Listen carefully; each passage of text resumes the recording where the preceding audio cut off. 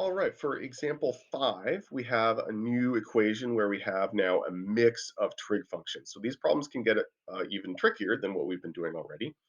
The equation I have in this case has 3 times the cosine of x is equal to the sine of x. And here we're looking at a domain. I'm throwing you some interval notation here. So just a reminder, on interval notation, this is just setting the two endpoints. This is basically just saying that the x's in this equation have to be greater than or equal to 0, less than or equal to 2 pi. So that's the window that I'm looking at here. So just a reminder on the interval notation there.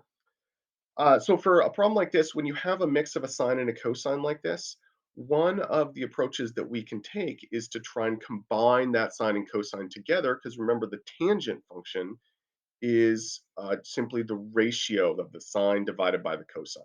So if I divide both sides of this equation by the cosine of x, that's going to cancel out the cosine of x over on this side, and then I get the sine of x over the cosine of x on the right side. And the sine of x over the cosine, that's one of our identities. That is just the tangent function. That's how the tangent is defined.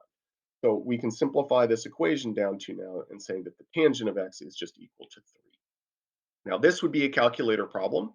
So we're just going to evaluate the inverse tangent on both sides. I'm going to take the inverse tangent or the arctangent on both sides. So the solution here, the inverse tangent of 3 would be my value of x. And that is approximately, the decimal version is approximately 1.25. Now, keep in mind, my domain is from 0 to 2 pi. So 2 times pi is about 6.5, roughly. So I need to keep looking for solutions here.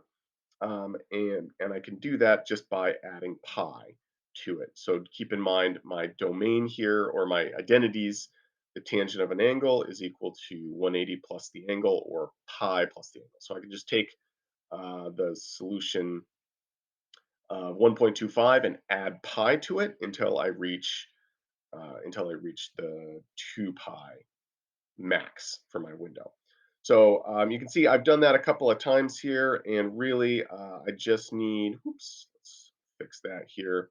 Really, that should just be those first two values, right? If I add pi to 1.25, that should be 4.39 would be the other solution. If I continue adding pi to that, I'm going to get values that are too big. So 1.25 and 4.39, again, to three significant figures would be my two solutions here.